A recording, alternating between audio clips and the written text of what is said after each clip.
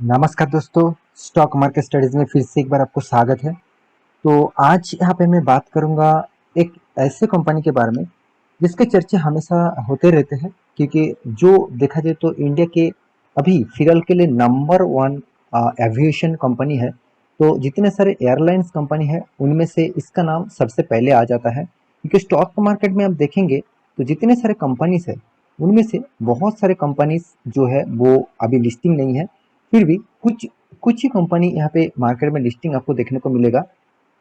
तो उनमें से आज जिस कंपनी के बारे में बात करूंगा वो इंडिया के नंबर वन अभी एविएशन कंपनी बन चुके हैं, जिसका नाम आप पहले देख चुके हैं, जिसका नाम है इंडिगो। तो इंडिगो के बारे में आज बात करूंगा, क्योंकि बहुत सारे दोस्तों ने कमेंट किया सर इंडिगो के ऊपर जो मतलब जो स्ट्राइक चल रहा था, जो इसका जितने सारे मतलब स्टाफ थे, तो उन्होंने जो स्ट्राइक किया था क्या उस वो स्ट्राइक अभी खत्म हो चुके हैं, क्या वो स्ट्राइक उठ चुके हैं?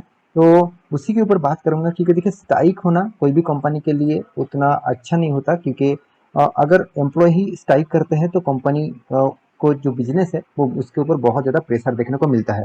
फिर भी इस सेक्टर में एक सबसे बड़ी पॉइंट्स क्या है, सबसे बड़ी वीक पॉइंट्स है, पहले ही कंपनी बहुत प्रेशर में है, क्योंकि बहुत सारे मतलब इस इंडस्ट्रीज में सबसे ज़्यादा प्रेशर होने के कारण डॉलर के प्राइस बढ़ जाना, दूसरी बात क्रूड ऑयल का प्राइस बढ़ जाना। तो इस कुछ कारण के बेसिस से यहाँ पे देखा जाए तो मार्केट में बहुत ज़्यादा प्रेशर हमेशा क्रिएट होते रहते हैं और हमेशा इस तरीके से क्रिएट चलते रहते हैं।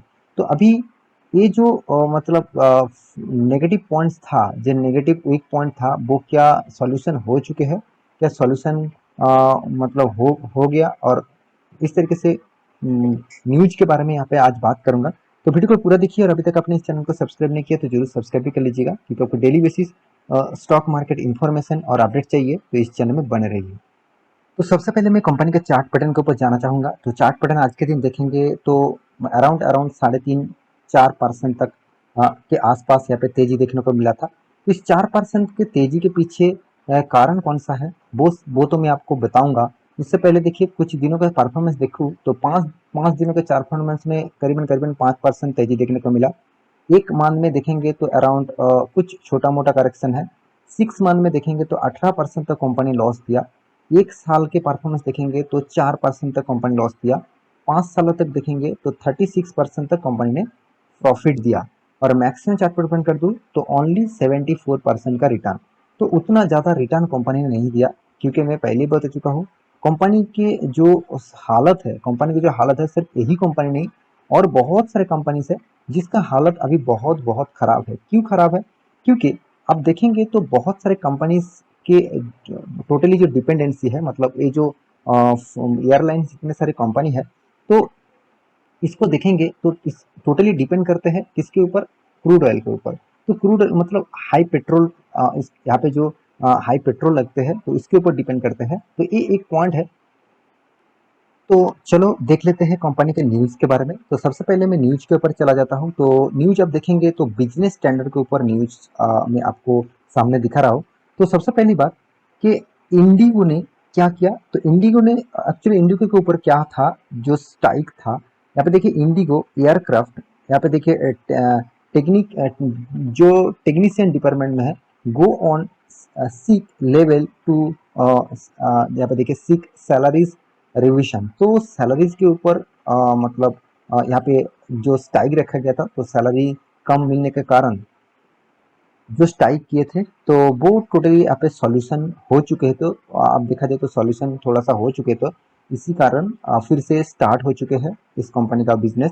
तो आप देखेंगे तो some aircraft technician and IndiGo are on, यहाँ पे देखिए sick level since Friday demanding revision on salaries. मतलब सैलरीज का जो डिमांड किए थे वो डिमांड टोटली यहाँ पे जो मांगे थे वो मांगे यहाँ पे फुलफिल किया गया। तो इसी के कारण एक अच्छा खासा मतलब इस न्यूज को होने के कारण आज स्टॉक में इतना सारा तेजी देखने को मिला। क्योंकि देखिए जब मान मान के चलिए कोई भी कंपनी के ऊपर जब स्ट्राइक होते हैं, उसका जो एम्प्लॉयज है अगर वो काम नहीं करेंगे तो एयर एयर जितने सारे एयरलाइंस है उसका जो टेक्निकल डिपार्टमेंट है, तो अगर वो काम नहीं करेंगे तो उसके लिए उस कंपनी के ऊपर लॉसेस होगा।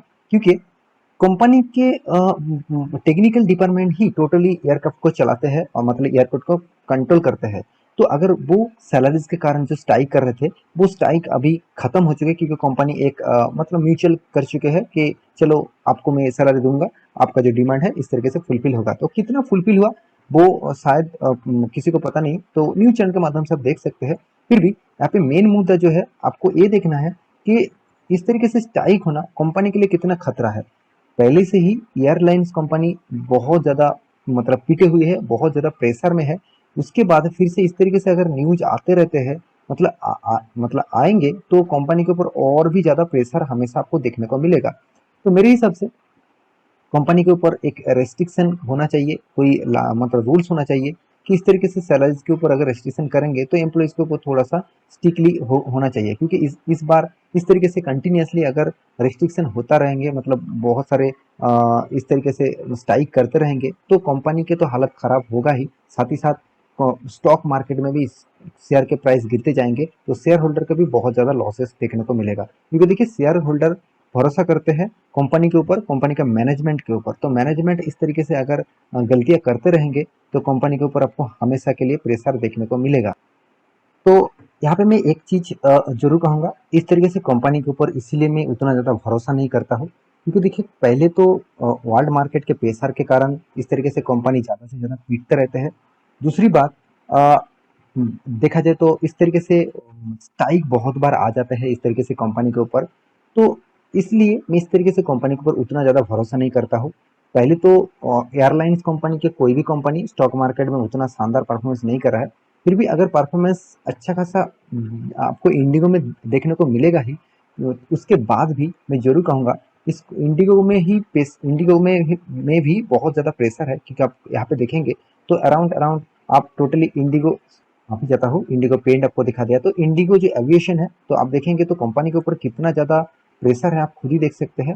टोटल जो डेप्थ है, तो टोटल डेप्थ 36,000 करोड़ का डेप्थ है। तो कितना बड़ा डेप्थ लेके कंपनी बैठे हुए हैं, आप खुद ही देख सकते हैं। और दूसरी बात जो है, कंपनी का डेप्थ इतना ज़्यादा है, उसके बाद कंपनी का जो मार्केट कैप है उसके हिसाब से कंपनी एनुअली जो इनकम कर रहा है वो भी नेगेटिव में है। तो जो कंपनी का एनुअली इनकम नेगेटिव में है, उस कंपनी के ऊपर निवेश करने से मेरे हिसाब से आपको फायदा नहीं, लॉसेस होने का चांसेस ज़्यादा से ज़्यादा रहेंगे।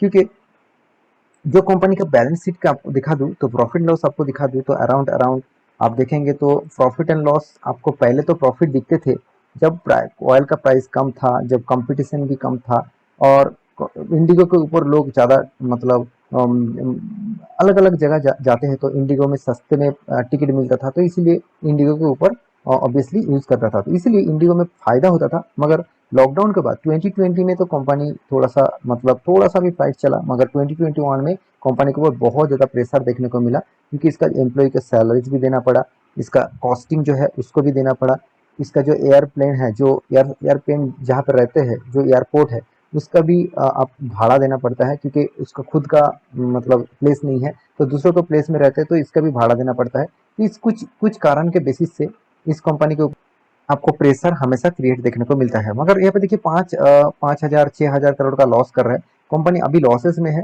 और रिटर्न के चक्कर में देखेंगे तो मतलब रिटर्न के रेशियो देखेंगे तो टोटली आपको नेगेटिव रिटर्न दिखेगा, क्योंकि नेगेटिव रिटर्न दिखने के पीछे ऑब्वियसली कोई, यहाँ पे मैं ये नहीं कहूँगा कोई अलग से कारण है, कोई भी कारण नहीं है। तो मतलब कारण एक्चुअली जो है वो है कंपनी का सेल्स। कंपनी का सेल्स अच्छा खासा होने के बाद भी कंपनी का प्रॉफिट मार्जिन नेगेटिव में चला जाता है।